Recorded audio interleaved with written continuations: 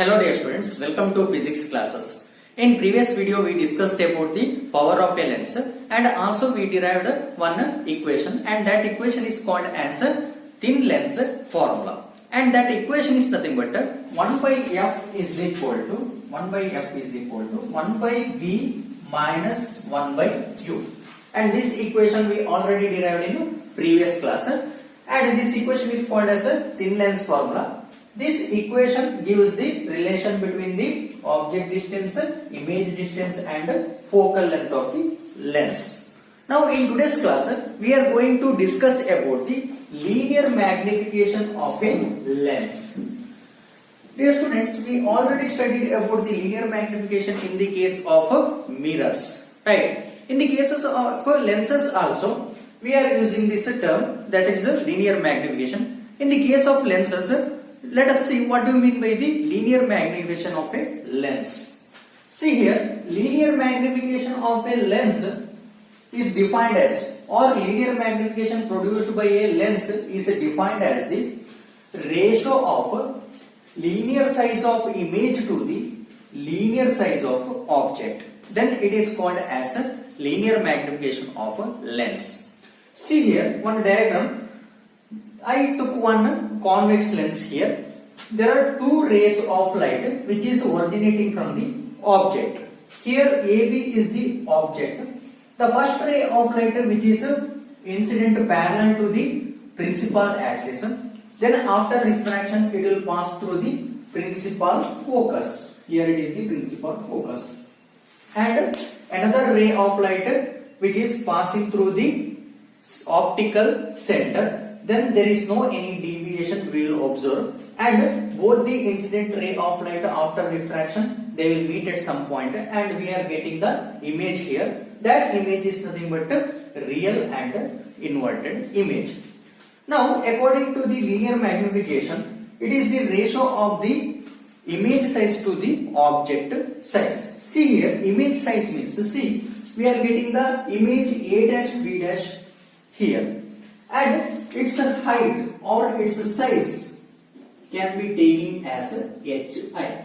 Here hi is nothing but image height or image size, and AB is the object, and this height of the object or size of the object I am taking as h naught. This is the object size. So according to the linear magnification of lens, it is the ratio of image size to the object size. So that we can write linear magnification of a lens, linear magnification, we are denoting it as m, small letter m. Image size is nothing but hi divided by object size h naught. Then it is called as a linear magnification of a lens. And a linear magnification of a lens also can be defined as it is the ratio of image distance to the object distance. Now let us see how we are getting the ratio of image distance to the object distance by this diagram. See here, I am here taking, there are two right angle triangles. There is nothing but ABC. And another one is the A dash B dash C. There are two right angle triangles. One is ABC and another one is the A dash B dash C. And they are similar triangles. So I can write from similar triangles ABC and A dash B dash C. ABC and A dash B dash C. We know that from similar triangles we can write ratio of the side of the one of the triangle to the side of the another triangle is equal to the ratio of the base side of the one of the triangle to the base side of the another triangle. See here, in a triangle ABC and A dash B dash C, the side of triangle A dash B dash C I am taking as A dash B dash. Okay. So in a triangle A dash B dash C, the side is A dash B dash. And in a triangle ABC, the side is AB. So A dash B dash divided by AB. Ratio of a side of the one of the triangle to the another side of the another triangle, that is equal to the, in a triangle A dash B dash C, base side is nothing but B dash C. B dash C. Base side of the one of the triangle divided by base side of the another triangle. Another triangle is ABC. In this triangle, base side is BC. So that B dash C divided by BC. But here we know that A dash B dash is nothing but image size and AB is nothing but object size. And here B dash C is nothing but B dash C. B dash C means it is the distance from optical center to the image. Distance from optical center to the image is the image distance. That one I am taking as V. And here BC. BC is nothing but it is the distance from optical center to the object. That is the object distance. So that I am taking this as U. This one is the object distance. Here, if I consider here Cartesian sign convention rule, we know that according to Cartesian sign convention rule, all the distances are measured from the optical center, right? All the distances are measured from the optical center, and the distances taken same side of that of incident ray of light is always positive, and the distances are taken opposite side of that of incident ray are taking as negative. And another rule also there, the height above the principal axis is always positive and height below the principal axis is always negative. See here, A dash B dash, A dash B dash, this is the image size and it is the height which is below the principal axis. So that I can take this one as a minus. According to Cartesian sign convention rule, it is a minus HI divided by AB. AB is the object size. It is the height above the principal axis. So that plus H naught. H naught. That is equal to B dash C. B dash C is nothing but it is the image distance. And this distance we are taking a same side of the incident ray of light. So that it is a positive. So B dash C is plus V. And BC, it is the distance which is opposite to the incident ray of light. So that BC is minus U. And we know that linear magnification is equal to M is equal to HI by H naught. So that we can write this is equal to M. And here in both the side minus minus get cancelled. So that we can write linear magnification of a lens is equal to M is equal to HI divided by H naught, that is equal to V by U. So this is the linear magnification of a lens. So linear magnification of a lens also we can define it is the ratio of image distance to the object distance. In a linear magnification of lenses, you should remember some of the important points. Now let us see the one by one, what are that important points. The first point is this linear magnification. I am denoting it as M. Linear magnification M is always positive for virtual and erect images. This is the one of the point you should remember. Linear magnification is always positive for virtual and erect images. Now let us see the virtual and erect image. We know that if I take an convex lens and if I place an object which has the distance less than that of the focus, principal focus, this is the object I am taking AB, and this object has the distance less than that of the principal focus, then I will get the object, I will get the image here. I will get the image here A dash B dash. Right. This type of image is called as what? Virtual and erect image. See here, AB, this object size I am taking as H0, and A dash B dash is the image. So image size I am taking as Hi. We know that according to linear magnification, M is equal to Hi divided by H0. M is equal to Hi divided by H0. Here Hi is the image size. This image size, if I apply Cartesian sign convention rule for this image size, we know that the height which is above the principal axis, so that it is positive plus Hi divided by object height also which is above the principal axis, then it is also a positive, so that I can write Hi divided by H0 plus Hi divided by H0.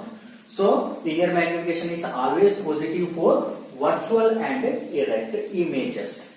And if you observe the image distance and object distance also, see here, from the optical center to the object it has an object distance u, and from optical center to the image it has an image distance v. See here, object distance, that is minus u if you apply Cartesian sign convention rule, and for image distance, that is also it is nothing but image distance divided by object distance. First you have to take image distance. So image distance is minus v if you apply Cartesian sign convention. Object distance also negative minus u. We know that both the distances are which is opposite to that of incident ray of light. Here I roughly did this diagram. I am not mentioned here any ray of light. Just to understood the concept, I drawn this rough diagram. Okay. So here minus minus cancels. So again you will get V by U. So that I can write M is always positive for virtual and erect images. And second point is M is always negative for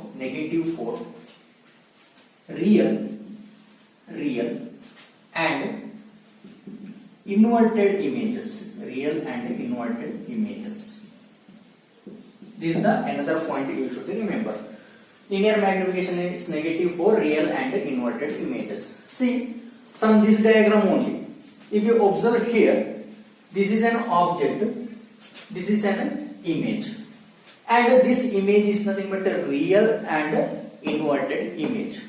In this case, you will get the linear magnification as a negative. Now let us see, we know that linear magnification is nothing but M is equal to Hi divided by H0.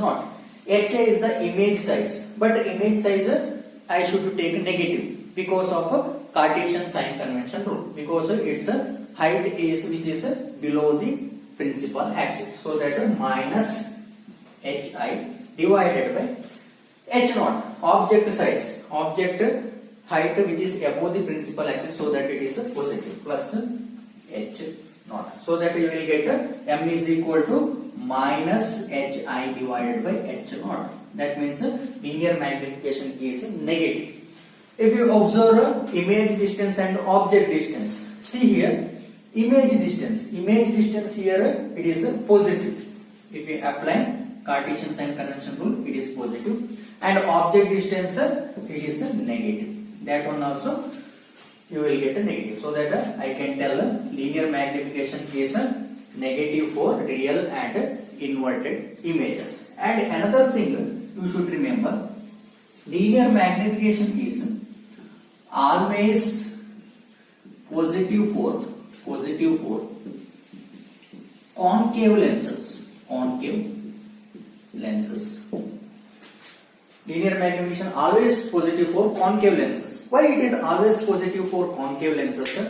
See here, in the case of concave lenses, we will get the virtual and erect images. Right? Almost we will get, in all the cases, we are getting the virtual images in the case of concave lenses, so that we will get the linear magnification positive in the case of concave lenses. We are not getting any negative sign in the case of negative sign for linear magnification in the case of concave lenses. That is also very important.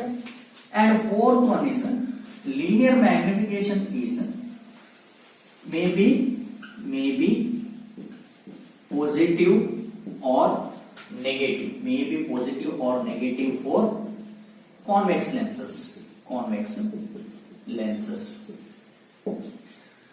So we know that in the case of a convex lenses, we will get both the type of images. Both the type of images means we will get real and inverted images as well as virtual and erect images also. So that if I get virtual and erect images, then I will get linear magnification is positive in the case of convex lenses. Suppose that if I get image is inverted and real, then I will get a negative linear magnification, so that I can tell that linear magnification may be positive or may be negative for convex lenses. The fifth point is, if m is greater than 1, then image is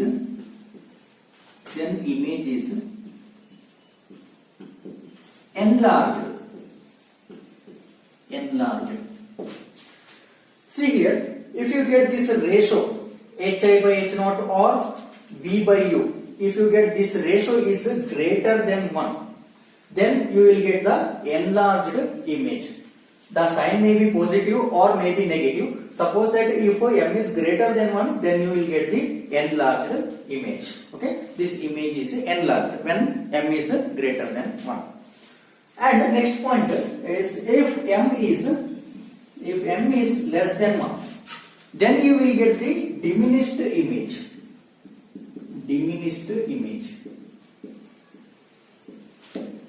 See here, if this ratio hi by h naught or v by u ratio, if you get less than 1, that value if less than 1, then you will get the image is a small image. That means it is called as a diminished image. That is if m is less than 1.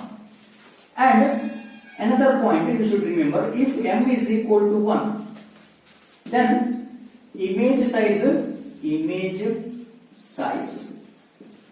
same as that of object size. Suppose that the ratio hi by h naught or v by u ratio, if you get m is equal to 1, then you will get the image size same as that of the object size. For example, if you get the image as 1 meter and then object size also 1 meter, then you will get 1 divided by 1, you will get m is equal to 1.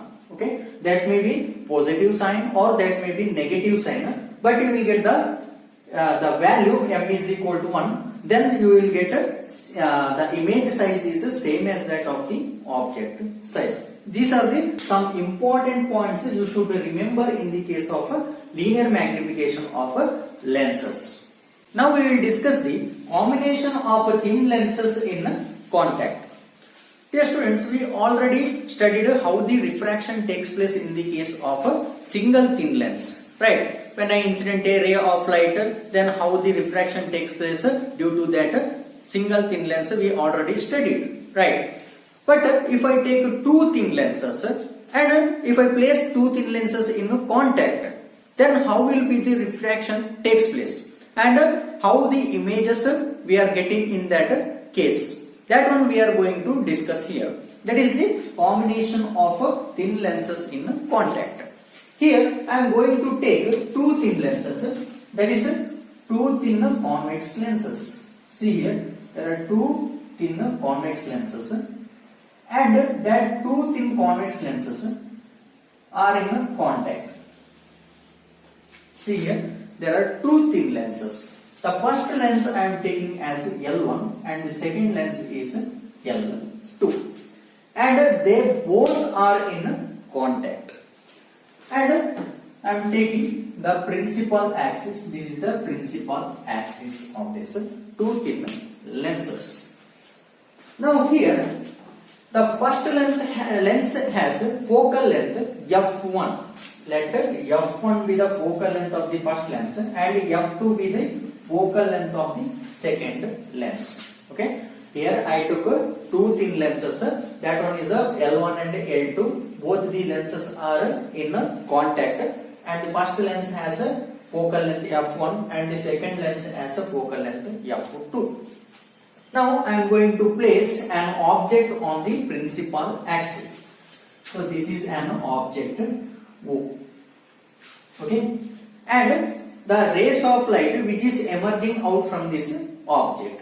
Now I am taking first ray of light which is incident normally on this surface. Okay, or which is passing along the principal axis. We know that when the ray of light incident normally on the surface of the lens, then there is no any refraction takes place, because here angle of incidence is equal to 0, so that angle of refraction also 0. So here first ray of light which is passing through the principal axis, they will pass as it is without any deviation. Okay, that is the first ray of light. Now another ray of light, second ray of light, incident with some angle on the lens, then it will hits to the first lens. Okay, at some point M on the first lens. Then it will undergo the refraction. Okay, it will undergo the refraction. It will bend like this, and it will produce image due to first lens here. Okay, that image I am taking as I1. So I1 is the image produced by the first lens of an object O. Okay, so here you are getting the image I1 here.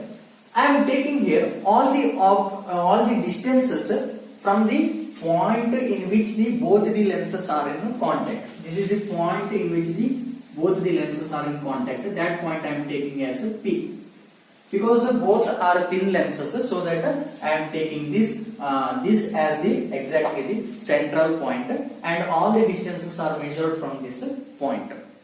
And the distance from this point to the object, that one is the object distance.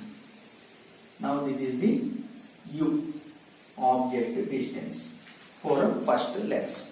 And the distance from image to the point P, that is the image distance, that distance I am taking as V1 for the first lens. Okay, now let us write the consideration part here. See here, let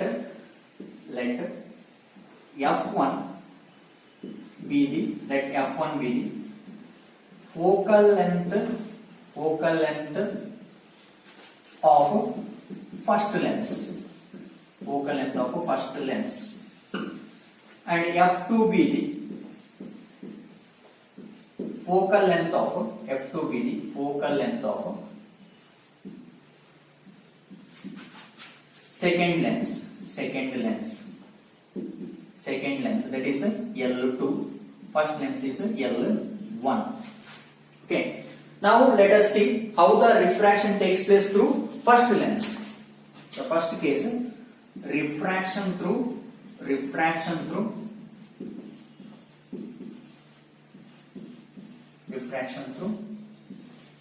lens L1. Refraction through lens L1.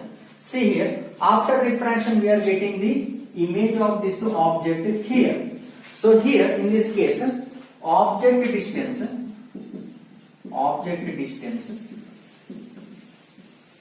is U, right? Object distance is U, and image distance is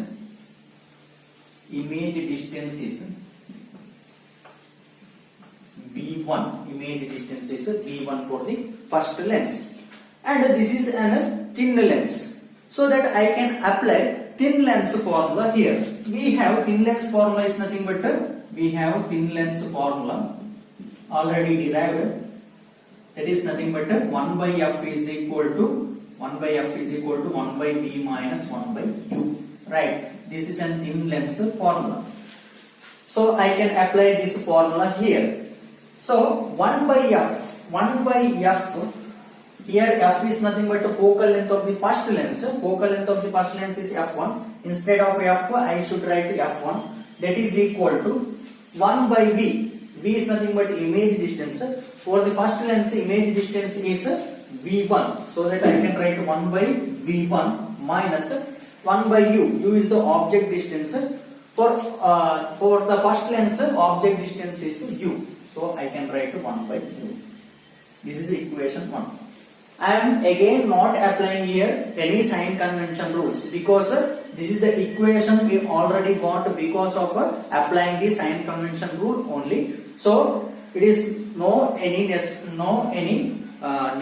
to apply the sign convention rule again and again. Only once we should apply the sign convention rule. Okay. So from the first lens we are getting the equation 1 by f1 is equal to 1 by v1 minus 1 by u. That is about the refraction through first lens. And now we'll see refraction through second lens. Refraction through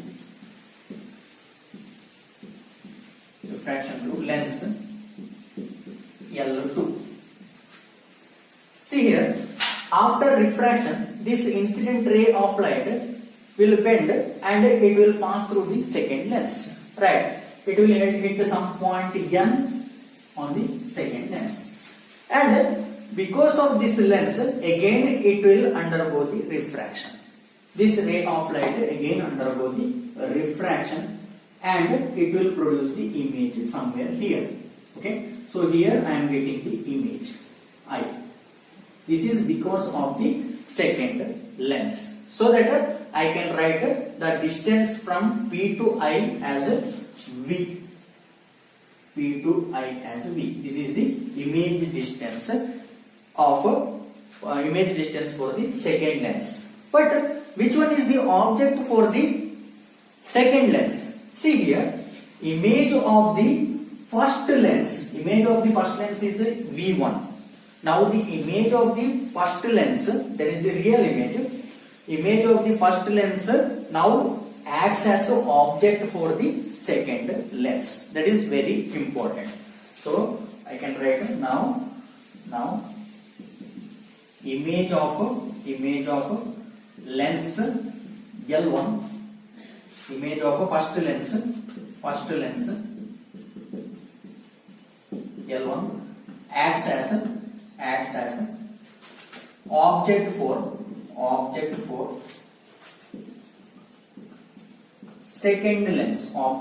second lens, L2. So that I can write now V1 is nothing but, in the case of second lens, V1 is the object distance and V is the image distance. Okay. Again, if I apply thin lens formula here, then this equation can be written as, by applying thin lens formula, 1 by f. Instead of f, I should write f2 for second lens. 1 by f2 is equal to 1 by v. Image in the case of second lens is nothing but v. So 1 by v minus 1 by u. U in the case of a second lens, that is the object distance in the second lens, is nothing but v1. 1 by v1. This is the equation 2. You are getting two equations here. Now what you should do is adding equation 1 and equation 2. Okay? By adding equation 1 and equation 2, we get, by adding equation 1 and equation 2, we get, see, equation 1 is 1 by f1. First add left hand side of the equation. 1 by f1 plus left hand side of the second equation is 1 by f2, that is equal to right hand side of the first equation is 1 by v1 minus 1 by u plus right hand side of the second equation is 1 by v minus 1 by v1, 1 by v minus 1 by v1. See here 1 by v1 minus 1 by v1, it will cancel, and the remaining term is 1 by f1 plus 1 by f2 is equal to 1 by v minus 1 by u. I will get right. See here 1 by v minus 1 by u, that is nothing but 1 by f. That means here I am taking here one single lens which is equivalent to that of two lenses. Understood? Suppose that if I take an equivalent lens, or if I take a single lens which is equivalent to that of two lenses, two thin lenses, then I can write if a single lens, single thin lens equivalent to two thin lenses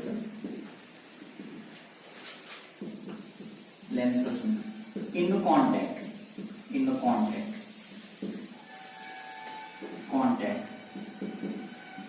focal length f, then that means instead of two thin lenses I am just taking one single lens like this, and that single thin lens which is equal to two lenses, and this single lens has focal length f. Then I can write this equation as 1 by v minus 1 by u, that is equal to 1 by f.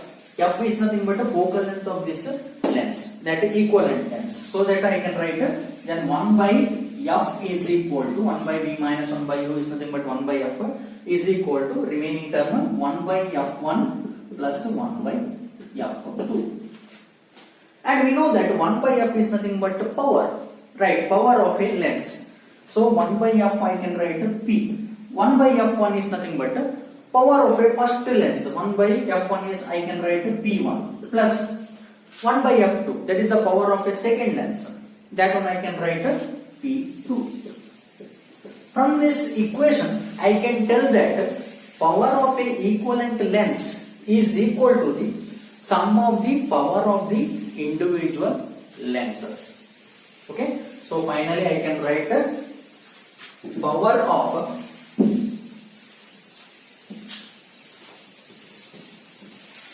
I can write here power of a equivalent lens,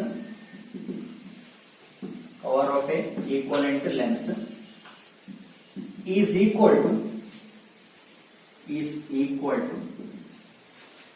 sum of power of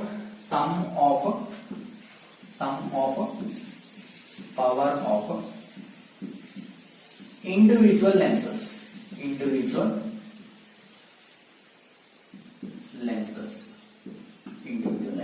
That means power of this single lens is equal to, or power of this equivalent lens is equal to sum of the power of individual lenses. That means the power of first lens plus power of second lens. Suppose that if here there are three lenses, then I can write the power as P is equal to P1 plus P2 plus P3. If there are four lenses, then P1 plus P2 plus P3 plus P4. Like that we can write. So that is about the combination of thin lenses in contact. Okay, and now you should remember some of the points in this case. That one, first point is, you have to note down. The first point is, if two thin lenses are convex lenses, both the lenses are convex lenses, then we know that for convex lens power is always positive. Then this equation I can write P is equal to power of a first lens is P1, power of a second lens is P2. So for first lens also power positive, for second lens also power positive, then I can write P is equal to P1 plus P2. If you take both the lenses are convex lenses, then you will get this equation like this. Suppose that if one lens is convex lens and another lens is concave lens, if they both are in contact, we know that for convex lens power is positive, for concave lens power is negative. Then this one I can write, this equation I can write P is equal to plus P1 minus P2. This is in the second case.